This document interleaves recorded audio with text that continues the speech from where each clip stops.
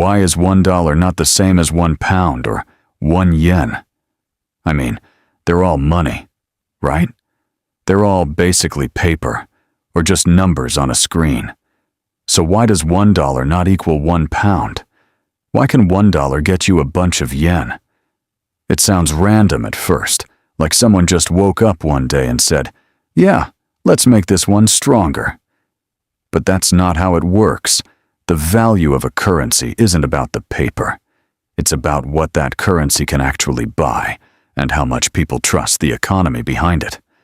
Think of every currency like a reputation score for a country. If a country is producing goods, growing its economy, creating jobs, and attracting investment, people want its currency more. And when more people want something, the value goes up. If a country's economy is struggling, unemployment is rising, or they keep printing money like it's flyers for a restaurant opening, trust starts to drop. And when trust drops, the currency gets weaker. That's why exchange rates keep moving all the time. Economies keep changing, so currencies keep reacting. Let's say America wants to buy products from Japan. American companies need yen to pay Japanese companies. That increases demand for yen, and that can push the yen higher against the dollar. So currencies are basically in competition all the time. They compete on economic strength, trade, and investor confidence. That's why $1 is not equal to £1. America and Britain have different economies, different policies, different amounts of money in circulation, and different levels of global trust.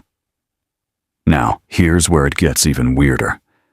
Almost every country in the world is in debt. America, China, Japan, Britain. Everybody owes money. So naturally you ask, if everybody is in debt, then who exactly are they paying? The answer is each other, and also their own citizens. When governments need money, they usually don't just print it. They borrow it. They do that by selling bonds. A bond is basically the government saying, "Lend me money now, and I'll pay you back later with interest." So if you buy a government bond, you're lending money to the government. Banks do it. Pension funds do it. Investment firms do it. And even other countries do it. So when people say America owes trillions of dollars, that money is owed to millions of different lenders, including regular people indirectly through retirement funds and savings products. And here's the crazy part. Countries usually don't fully pay off the debt. They keep refinancing it. New debt pays off old debt, and the cycle keeps going. That sounds terrifying, but the system works as long as people trust that the country can keep paying interest and manage the debt. National debt is not like your personal debt. Nobody is coming to tow America. Now let's talk about the question everybody asks at some point. Why can't the government just print more money? It sounds like the easiest life hack ever. Need money? Print money. Problem solved. Everybody go home. Except, that's not how wealth works. Imagine a town with 100 people and 100 loaves of bread. Everyone has $10, so each loaf costs $10. Nice and simple. Now, imagine the government prints a ton of extra money and gives it to everyone. Suddenly, people have more cash, but there are still only 100 loaves of bread. So what happens? The bread doesn't magically multiply.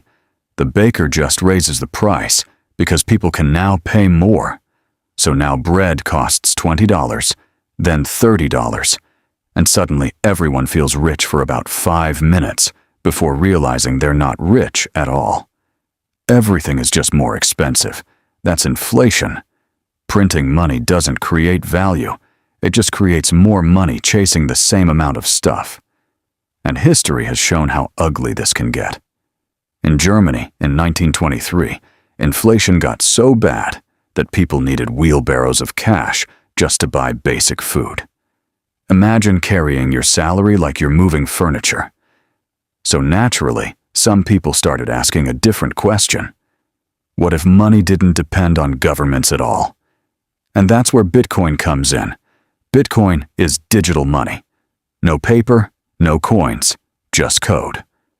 But unlike normal money, no government controls it, and no central bank can just create more whenever it feels like it.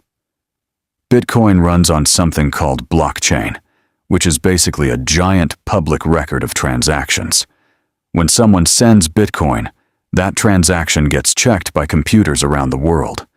Once it's verified, it gets added to the record. That record is public, permanent, and very hard to change. And one of the biggest selling points is scarcity. There will only ever be 21 million Bitcoins. That's why people call it digital gold. But Bitcoin is not some perfect superhero either. It's slow, its price changes a lot, and if you lose access, your money is gone forever. No support, no reset. Now here's something that sounds good, but actually isn't. What if prices started falling? It sounds great, right? Everything gets cheaper. But in reality, it's dangerous.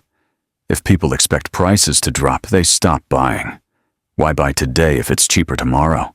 Businesses lose sales, so they cut jobs. People have less money, so they spend even less. And the economy basically freezes. Now look at today. Why can't people afford homes anymore? 50 years ago, one income was enough. Today, even two incomes struggle. Prices have exploded, but wages haven't. And something changed. Homes stopped being just places to live. They became investments. Companies started buying houses, not to live in, but to make money. And regular people? They got pushed out. Now, in the middle of all this, people try to make money. And there are two main ways: trading and investing. Trading is fast. You buy today, sell tomorrow. It's all about timing. But the truth is, most traders lose. Investing is different. It's slower. You buy and hold for years. It's not about timing the market, it's about trusting growth over time. And here's something most people don't realize. Rich people don't avoid debt. They use it. Instead of selling their assets, they borrow against them.